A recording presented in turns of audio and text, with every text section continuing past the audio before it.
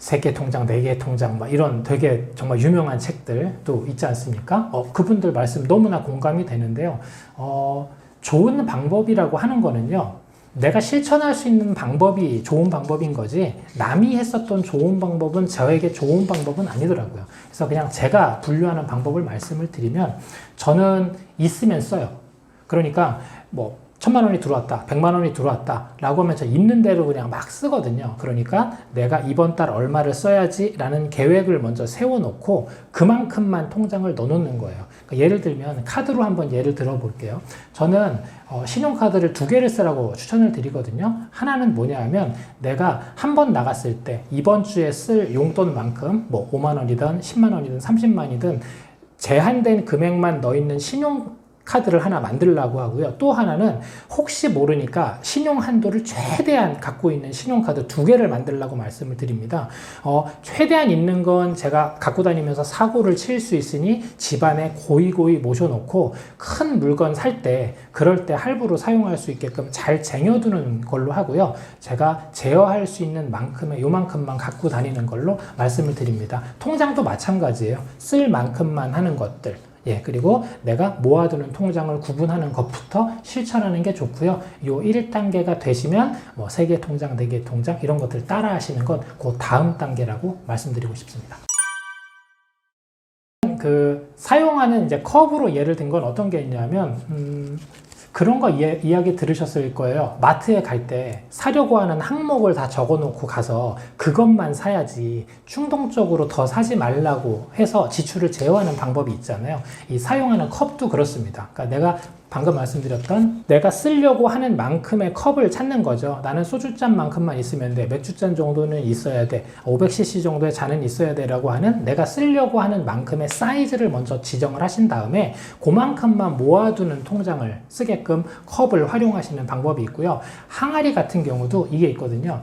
장을 넣어뒀는데 이게 좀 묵혀야 되는데 자꾸 열어다 보면 거기에 공기가 자꾸 들어가고 이상한 불순물들이 들어가서 오염될 수 있기 때문에 꼭 닫아놓고 10년, 20년 또 묵혀야 되는 또 다른 용도가 있거든요. 그래서 항아리 같은 경우도 단기, 중기, 장기라고 해서 1년에서 3년 사이에 열었다 닫았다 할 수 있는 단기 통장과 4에서 6년 또는 4에서 7년 정도의 중기로 두어서 사용할 수 있는 목적 통장과 7년, 8년 이후에 은퇴자금까지 모아놓는 정말 장기의 항아리를 이렇게 따로 두시는 걸 추천을 드리거든요. 이유는 뭐냐 하면 이 금융사가 다 달라요.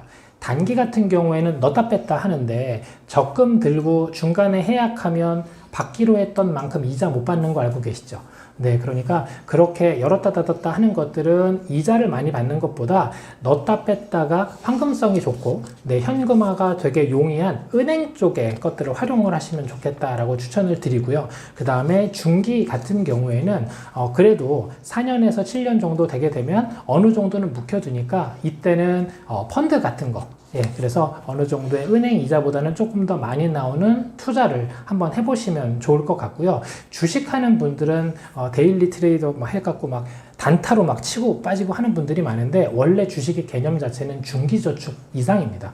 워렌 버핏이라고 하는 그분은 이제 이걸 장기로 둬서 어마어마하게 불리시는 분들이고요. 주식은 사실은 단기가 아니고 중기라는 것들을 참고하셔서 펀드나 주식 같은 형태의 투자 상품을 중기 항아리로 두시면 좋을 것 같고요. 장기는 오랫동안 둘 거잖아요. 그러면 복리가 적용이 되는 게 제일 좋습니다. 그러니까 복리는 넣었던 돈이 이자가 붙으면 이 더 커진 원금만큼 이자가 더 불어나요. 그러니까 원금의 이자가 더 불어나는 형태의 그 복리를 누리기 위해서는 복리가 되는 금융기관이 딱 하나밖에 없습니다. 보험회사입니다. 그러니까 보험회사는 문제가 생기면 사고가 터지면 사망하면 맞는 그런 걸로만 생각하지 마시고요. 여기에서 투자도 다 가능한 곳이거든요. 그래서 보험회사를 장기 항아리로 두시게 됐을 경우에 그래도 안정적으로 복리를 활용할 수 있어서 그렇게 단기, 중기, 장기 항아리로 구분해서 말씀을 드렸습니다. 고정 수입이 일정하지 않으신 분들 같은 경우는 제일 두려운 게 뭐냐 하면 돈을 써야 할 때 돈이 없는 게 걱정되시는 게 가장 문제거든요. 그러니까 일단 아까도 말씀드렸지만 돈을 모으려면 꾸준한 수익이 있는 게 되게 좋은데 사업하시는 분들 같은 경우는 아니면 뭐 이렇게 프리랜서로 움직이시는 분들은 수익이 일정하지가 않잖아요. 그래서 어떻게 하시면 좋냐면 내가 갖고 있는 수익으로 아까 말씀드렸던 OX 지출 있잖아요. 그래서 생존 지출의 3개월만큼, 5개월만큼을 먼저 채워넣는 비상금 통장 두는 걸 먼저 추천을 드립니다. 그래서 지금 내가 생활할 수 있는 만큼 하던 대로 하시는데 이때 제일 불안한 게 쓰려고 하는 돈이 없을까봐라는 불안함이 있으시잖아요. 근데 비상금 통장이 있으면 생각보다 심적 안정감이 되게 커집니다. 그러면 심적인 여유가 조금 더 생기게 되면 내가 해야 할 일에도 더 집중을 할 수 있어서 매출을 더 많이 올리실 수 있거든요. 그러니까 첫 번째는 비상금 통장을 만드는 거를 추천을 드리고 있습니다.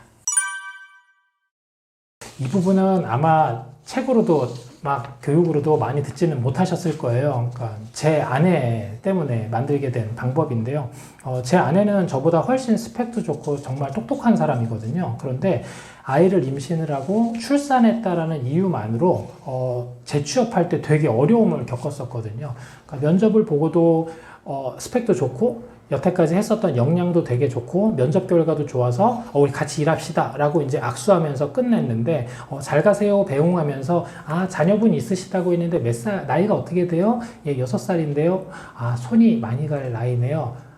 그러면 저희 다음 주 출근하기로 한 거 좀 미루시고요. 저희가 연락 다시 드릴게요 하면서 입사 취소시켜버리는 경험을 하게 됐었거든요. 그러니까 경력 단절 여성 같은 경우는 대부분 임신과 출산에 따라서 이게 단절되는 경우가 많으시더라고요. 그러니까 임신 요새 계획하시는 분들 많으시잖아요. 그러니까 임신하시기 전에 일단 내가 임신과 출산, 육아휴직을 통해서 이렇게 경력이 단절되어 있는 기간을 2년일지 3년일지 1년일지 계획을 대충 해보신 다음에 그때 동안 쓸 돈을 미리 비상금처럼 모아두시는 걸 추천을 드립니다.